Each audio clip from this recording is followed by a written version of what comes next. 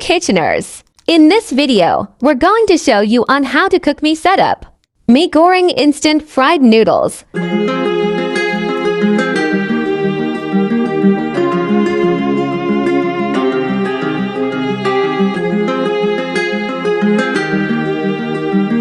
Pour all seasoning, soy sauce, and chili sauce into a bowl while noodles are being cooked.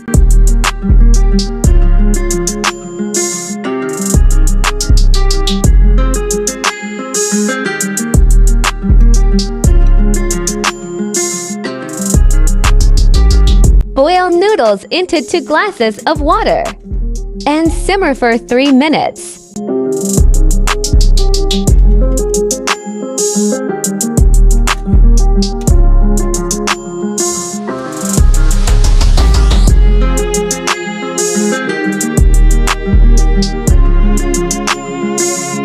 After 3 minutes, take noodles from the water and drain it.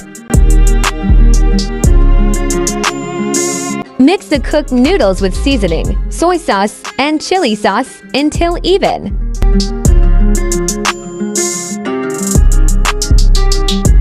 Spread crispy fried onion, and noodles are ready to be served.